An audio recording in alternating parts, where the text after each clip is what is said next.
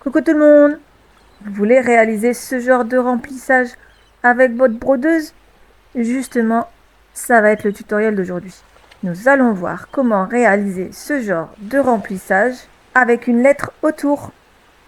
Vous pouvez réaliser ce remplissage sur du tissu Sherpa ou alors de l'éponge, mais je vous conseille d'utiliser un stabilisateur hydrosoluble par au-dessus pour que les poils en fait ne passent pas à travers la broderie. Donc j'ai réalisé ici une lettre au centre, mais vous pouvez très bien réaliser une forme, par exemple un petit ourson, une petite lune, un petit cœur, enfin peu importe. Ça fonctionne avec n'importe quelle forme à l'intérieur. Je vous explique juste le principe. Donc je réalise régulièrement des tutos couture et broderie, donc n'hésite pas à t'abonner pour n'en louper aucune. Je compte sur toi pour mettre un petit commentaire, un petit pouce, même un petit cœur, un petit merci, c'est énorme pour moi. Alors, on fait cette broderie. À tout de suite, après ça.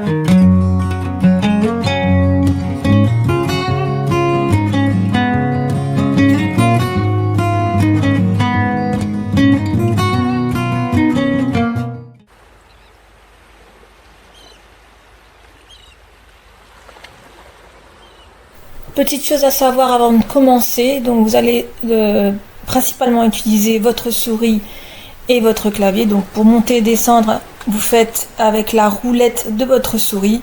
Et pour zoomer, vous maintenez le bouton CTRL et avec la roulette de votre souris, vous montez et vous descendez et ainsi vous faites un zoom et vous pouvez dézoomer.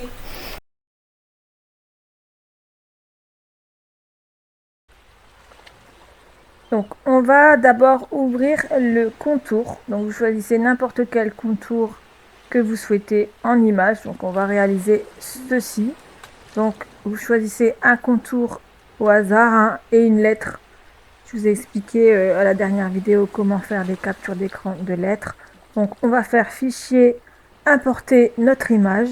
Donc ici je vais venir chercher mon contour et ma lettre. Donc d'abord mon contour, voilà. Donc ensuite je vais venir vectoriser, donc clic droit, vectoriser un objet matriciel. Donc voilà, vous voyez, il n'est pas très foncé. Donc je vais venir augmenter ici le seuil de mon image jusqu'à ce que j'ai un contour noir, comme ceci. Et je vais venir faire appliquer. Donc ensuite, je vais venir supprimer mon image, parce qu'on n'en a plus besoin. Donc clic droit, supprimer. Je vais venir dimensionner mon image, donc je ferme ici le cadenas pour garder les mêmes proportions partout. Et je vais redimensionner, redimensionner mon image comme ceci. Et ensuite, je vais venir modifier la propriété de mon document. Donc fichier, propriété. Voilà, fichier, propriété du document. Et ici, je vais venir mettre les paramètres un tout petit peu plus grands que mon image. Donc j'ai décidé de mettre 10 cm tout autour. Donc voilà, je repositionne mon image sur mon document.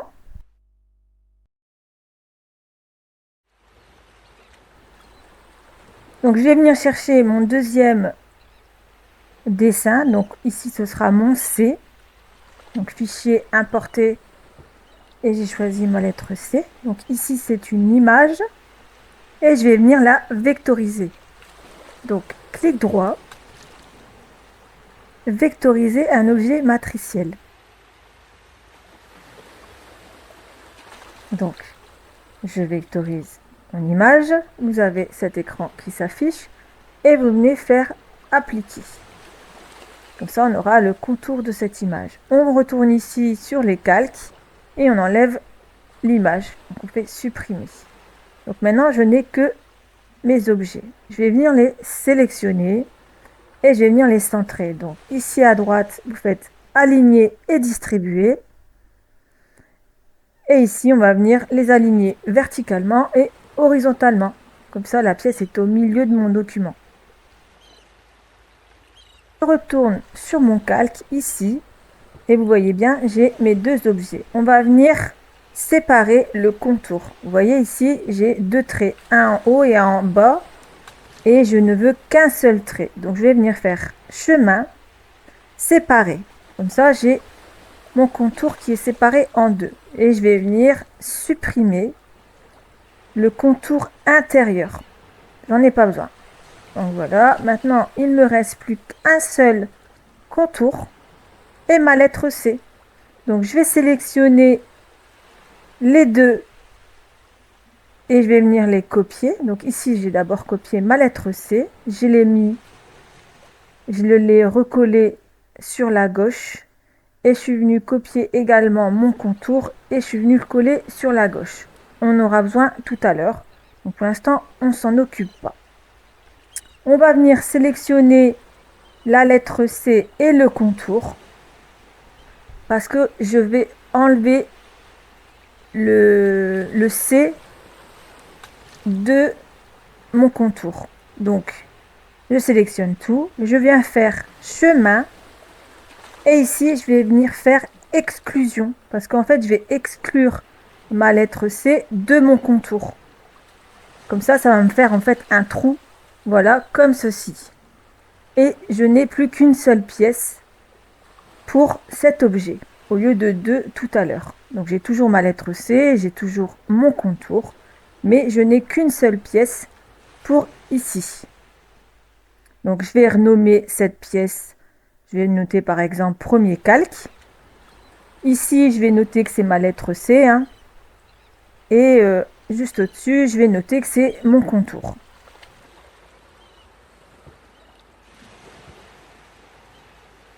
On va sélectionner le contour, vous savez qu'on a mis tout à l'heure de côté. On va venir enlever le fond. Donc pour ça, on clique sur la croix où il n'y a pas de couleur. Clic droit, définir comme fond. Comme ça, en fait, on définit la croix comme le fond. Comme ça, on n'a pas de fond. Et on va choisir un contour quelconque pour ce contour. Je vais faire la même chose avec ma lettre C. Je vais enlever le fond. Donc clic droit, définir comme fond sur la croix. Je vais choisir une couleur et je vais définir comme contour. Je vais faire pareil pour ma pièce principale. Par contre, là, je vais définir une couleur en fond. Donc, j'ai décidé de mettre mauve pour le fond.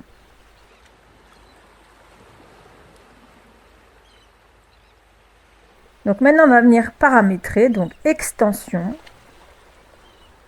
InStitch, paramètres. Donc, on va paramétrer le premier calque pour cet objet. Donc, vous allez saisir tous ces paramètres-ci. Donc, on va, pour le point de remplissage, dire qu'on veut 2 mm en espacement, qu'on veut également 2 mm en longueur de point ici. On va enlever le chemin du dessous. Ensuite, sur la sous-couche, pareil, on enlève le chemin du dessous. On met 2 mm pour l'espacement et la longueur. On retourne dans le point de remplissage. Donc, et ici, on coche couper après. On enlève le point d'arrêt au début, on n'en met qu'un à la fin. Et ensuite, on va faire appliquer. Donc, on vérifie bien qu'on a les mêmes paramètres que moi. Et on fait appliquer. Maintenant, on va venir copier ce paramètre. Voilà, clic droit, copier. Clic droit, coller. Ça, j'ai un deuxième calque qui est de la même couleur. Je vais venir le renommer, deuxième calque.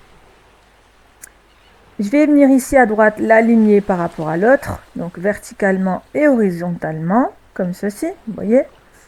Et je vais venir paramétrer. Donc vous voyez ici, j'ai le deuxième calque. Alors, il me l'a mis, ouais.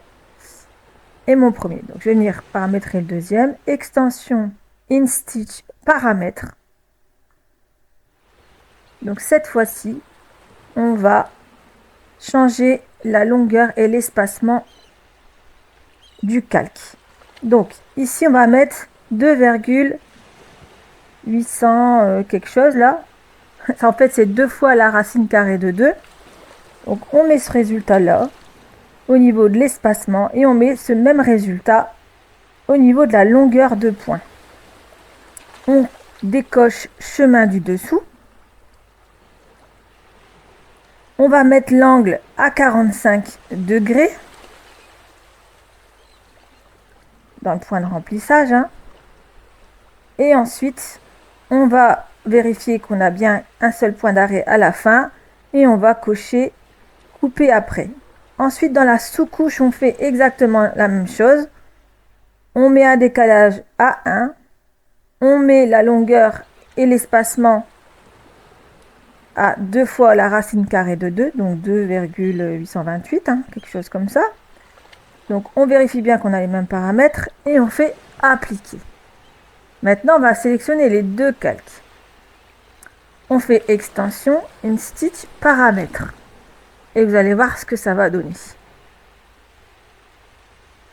Donc là, c'est la première sous-couche, la deuxième sous-couche, et ici, vous savez, la diagonale, ce sera le deuxième calque. Et vous voyez, ça fait tous des petits points lorsqu'ils se rejoignent. Donc pour moi, c'est parfait. Et on va venir faire appliquer. Maintenant, on va venir paramétrer le contour et la lettre C. Donc on va les sélectionner, les deux. On va venir l'aligner ici à droite, aligner. Et on va les aligner verticalement et horizontalement. Comme ça, ça ne forme plus qu'une seule pièce.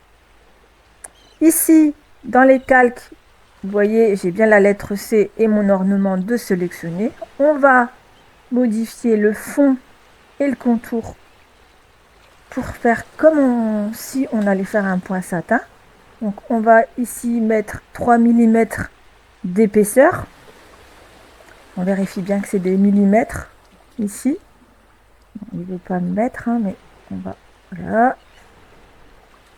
Normalement, c'est bon, vous voyez. Ça épaissit mon point, donc je vais venir le changer de couleur parce qu'on ne voit pas bien. Donc voilà, j'ai mis un petit peu plus foncé. Vous voyez, ici j'ai montré épais, comme si on allait faire un point satin. Maintenant, on va venir paramétrer une stitch. Par contre, on va choisir ici outil satin et on va venir le transformer en point satin, donc trait en satin. Donc voilà, je sélectionne trait en satin et il m'a transformé mon point en satin. Donc ici, à gauche, je vais venir sélectionner tous les nœuds. Vous voyez, il m'a bien fait un lot pour le contour. Donc je vais venir le grouper, un clic droit, grouper, et je vais dire que c'est mon contour de mon ornement. Je vais sélectionner mon deuxième paquet, je vais venir les grouper et je vais venir le renommer en lettre C, contour lettre C par exemple.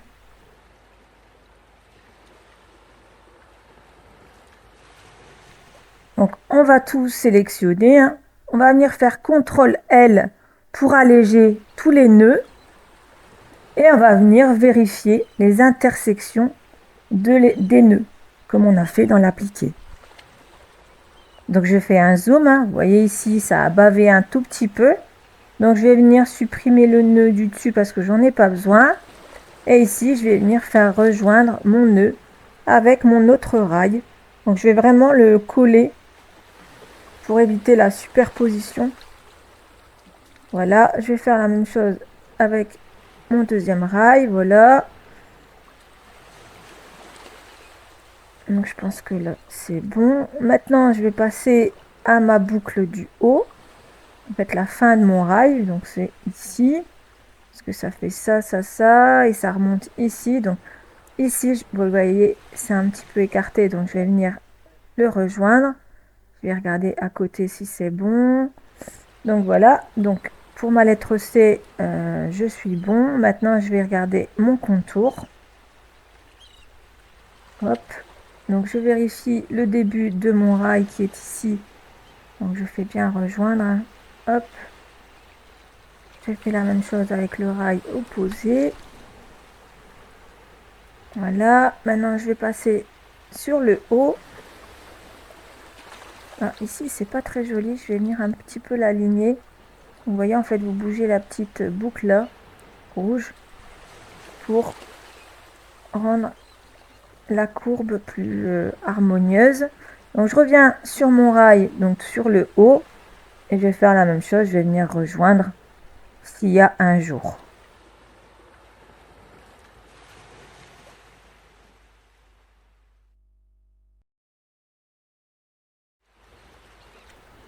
Donc voilà, je pense que tout est bon. Je vais venir maintenant paramétrer mon point satin. Donc je vais sélectionner ma lettre C et mon contour. Je vais faire extension, InStitch, paramètres. Donc maintenant on sait paramétrer un point satin, hein. Donc on va, donc moi il est déjà pré-réglé, hein. Donc vous mettez ces paramètres-ci pour votre point satin. Vous enlevez le point d'arrêt au début, donc vous en mettez qu'un seul à la fin et vous cochez couper après. Donc vous vérifiez tout va bien, hein. Donc pour moi je pense qu'ici tout est bon, je vois pas de choses qui choquent. Donc pour moi je fais appliquer. Maintenant on va venir visualiser. Donc d'abord je vais venir visualiser l'ensemble. Donc extension InStitch paramètres. Par contre on a bien sélectionné l'ensemble, hein. Vous voyez ici calque. Et on va venir visualiser ce qu'on a fait. Donc voilà le premier calque, le deuxième calque et le point satin. Donc pour moi tout est bon. Donc je vais venir, je vais ressortir de là, hein. Je vais rien modifier et je vais venir faire une simulation. Donc, extension InStitch visualiser simulateur. Donc, comme ça on va voir un petit peu ce que ça donnerait en broderie. Donc voilà, ici il fait le premier calque, donc la sous-couche, hein. Ensuite la couche supérieure du premier calque. Ensuite sur le deuxième calque il fait la diagonale en sous-couche et l'autre diagonale en couche principale. Vous voyez, et ensuite il fait le point satin.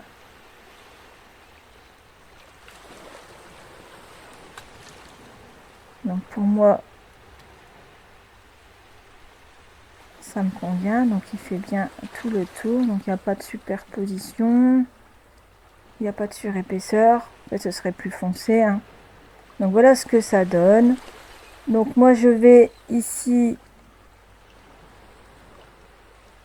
voir ce que ça donne de plus près. Donc ici toujours vous avez le nombre de points que contient votre broderie. On va venir décocher ces deux petites cases-ci et on va faire un visuel en réaliste.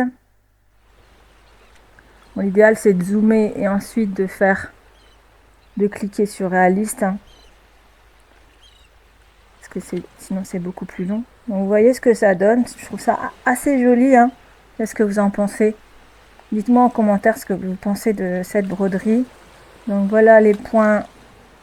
Donc j'ai un peu trop zoomé ici, donc je vais venir dézoomer un petit peu. Bah, pour moi il n'y a rien qui me choque, donc je vais laisser comme ça. Je vais venir enregistrer mon document. Donc pour ça je vais venir faire fichier enregistrer sous. Donc fichier enregistrer sous. Je vais d'abord l'enregistrer en SVG, hein, c'est mon fichier image. Comme ça si un jour je veux remodifier, bah, je peux toujours le remodifier. Donc je fais enregistrer. Donc moi je l'enregistre pas parce que je l'ai déjà fait, mais vous l'enregistrez. Et ensuite je fais une deuxième fois fichier enregistrer sous. Et ici je vais venir sélectionner ma clé USB.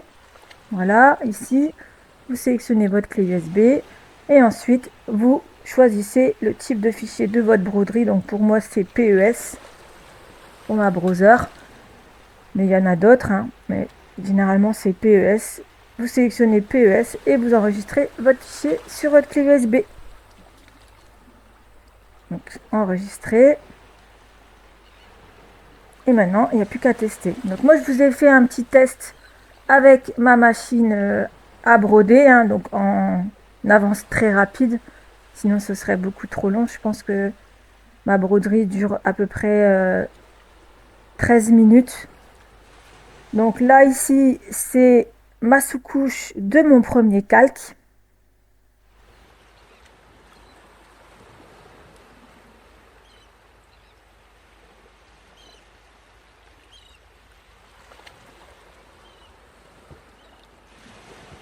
Donc ici, il vient faire le deuxième point perpendiculairement au premier pour mon premier calque.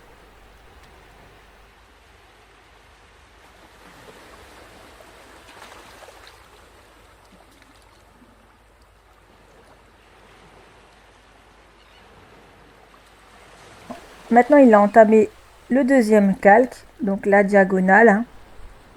Voilà. Et ensuite, il va faire l'autre diagonale pour mon deuxième calque.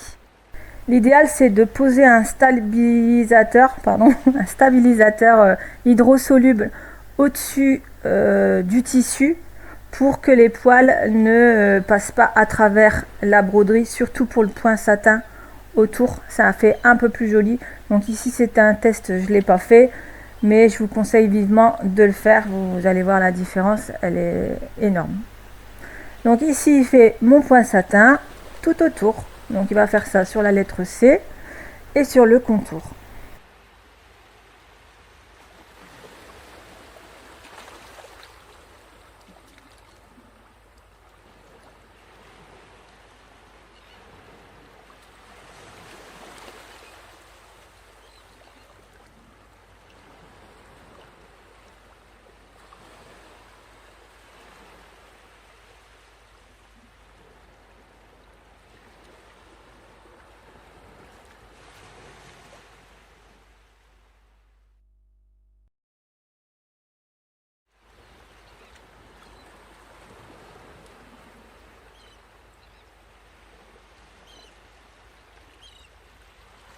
Donc voilà ce que ça donne. Donc j'espère que ce tutoriel vous a plu. En tout cas, moi, ça m'a fait plaisir de vous le présenter. Surtout que la lettre C, vous pouvez le modifier avec n'importe quel motif et pareil pour le contour. Donc maintenant, c'est à vous de jouer. Je compte sur vous pour laisser un petit commentaire. À bientôt pour un nouveau tutoriel.